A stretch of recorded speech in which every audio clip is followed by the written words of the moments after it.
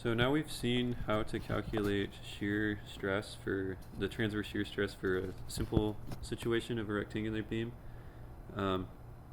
Wanted to just start off by refreshing what the shear stress formula is, and that is tau equals VQ divided by IT. And so what you'll notice in this equation, V is the shear force, so you'll know how to calculate that. You have a lot of experience with that. I is the moment of inertia, so you've had experience doing that when especially when you're calculating bending stresses.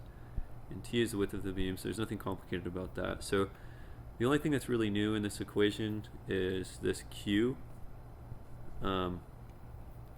which represents the moment of an area outside of the plane that you're interested in looking at. So I wanted to just quickly do a couple of examples to get more familiar with how to calculate Q for a couple of different cross sections.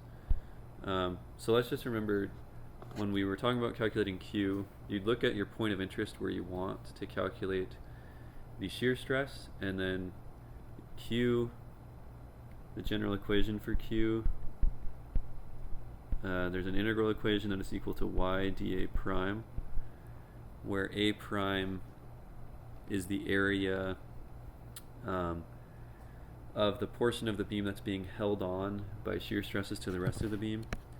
So an alternative formulation for calculating Q, that we can do it geometrically, where we use y prime times A prime, and this y prime represents the distance from the neutral axis to the centroid of the area A prime. So let's do a couple examples just to drill in how to calculate Q.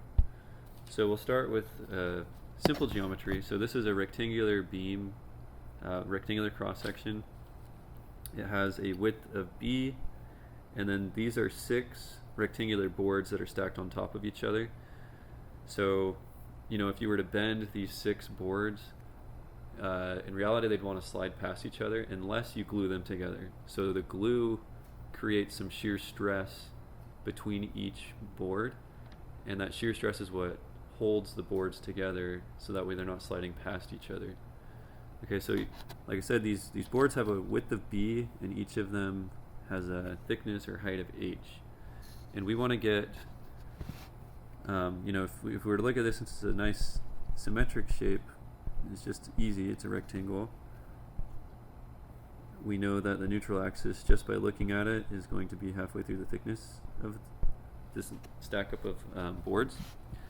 So if we were wanting to get what's the shear stress at this plane here, denoted by A, and what's the shear stress at this plane here, denoted by B, how would we calculate Q to use in those equations? So, and like we said, I think previously, that the area that you use in these equations is the area outside, going away from the neutral axis. So for A, the area that we'd use for calculating Q would be this area. So let's go ahead and do, what would Q be if we were trying to calculate stresses at A? Then we would need to know what's the location of the centroid of that area, how far away is it from the neutral axis, and that's just going to be this distance right here. So in this example, that's going to be 2h away, and then the area is going to be B times 2h. So we'll get that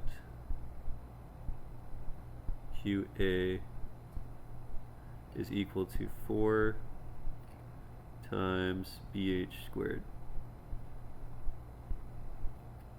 Okay. Now QB,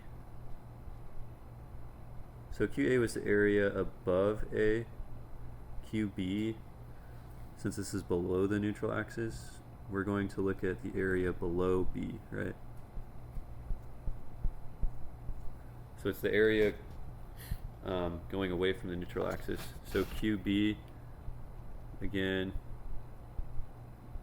the formula is the distance from the neutral axis to the centroid of the area we're looking at. So we'll denote those with subscripts this time. So y, this y bar at B would be the distance to the centroid of that area, which is going to be 2h plus h over 2, so that would be equal to 5h over 2. And then the area of B is just B times h.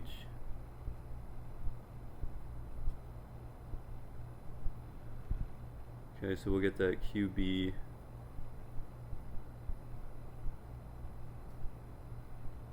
is equal to 5 over 2 BH squared.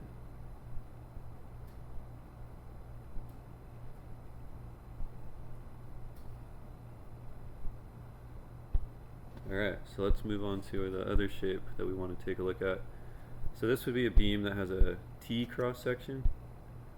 So, and we want to know what's the how would we calculate Q if we were looking for stresses at this point A here. So again, you can think of this like you have this vertical rectangle, it's glued to this horizontal rectangle, and then the shear stresses, so the shear stress is in that glue here at A, which is only, you know, this wide right here. These shear stresses in that glue is what's holding this top horizontal beam, horizontal rectangle to the vertical rectangle. So if we were wanting to calculate shear stress, we would need to know what Q is that corresponds to that location at A. So again, we're going to do this geometrically instead of using the integral, just to do this a little bit more quickly. And these are simple shapes, so it's easy to do that. So we need to know what's the distance from the neutral axis to the centroid of this area above A. So we'll shade that just to make it clear which area we're going to be using. Okay, so the area A prime that we're looking at is this area above the point A. So if we are calculating Q, then we know that the distance, and we're just going to assume the location of the neutral axis is here, and that the distance from the neutral axis to where this horizontal rectangle begins is C. So the distance to the centroid of that horizontal rectangle is going to be C plus h over 2.